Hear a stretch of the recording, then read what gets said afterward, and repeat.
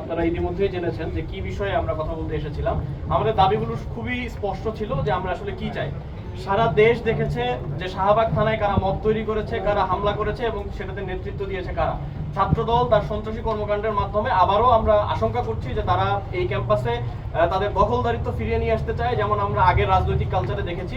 কিন্তু এই বিষয়টা আমরা স্পষ্ট করেছি যে আমরা যতদিন আছি কখনো এটা সম্ভব হবে না। আমাদের করুণা হয় ছাত্রদলের প্রতি যে তারা ছাত্রলীগের কোনো একজন অ্যাক্টিভিস্ট যেই ফটোকার্ড ছড়াচ্ছেন, যে ফেক গুজবগুলো ছড়াচ্ছেন, সেই গুজবের আলোকে তারা শাহবাগ থানায় যেয়ে মব করছে।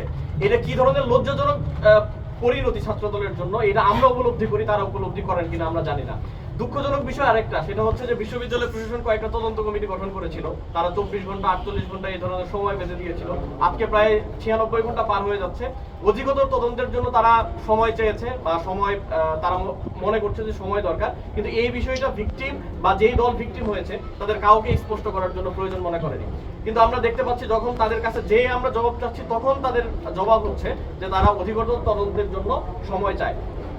এই বিষয়টা আমরা আগেও দেখেছি যে দীর্ঘসূত্রিতা, যখন কোনো অভিযোগ করা হয় সেই অভিযোগের আলোকে কোনো সিদ্ধান্ত নেওয়া হয় না এবং অপরাধীরা ছাড়া পেয়ে যায়। আমরা এটা নিশ্চিত করবো ইনশাল্লাহ যে পরবর্তী সময় আর এই ধরনের কোনো ধরনের ঘটনা ঘটবে না, যদি আমরা এই সময় যারা এই হামলার সাথে জড়িত ছিল তাদের বিরুদ্ধে বিশ্ববিদ্যালয় প্রশাসন ব্যবস্থা গ্রহণ করে। এবং আমরা বিশ্ববিদ্যালয় প্রশাসনকে এই ব্যবস্থা গ্রহণ করার ক্ষেত্রে যেই ধরনের তথ্যগুলো লাগে, তারা অধিকতর তদন্তের জন্য আসলে কি খুঁজছেন আমরা জানি না, কারণ আপনারাও আশা করি উপস্থিত ছিলেন শাহবাগ থানায়, আপনারা নিজের চোখে দেখেছেন, আপনাদের মাধ্যমে সারা দেশবাসী দেখেছে।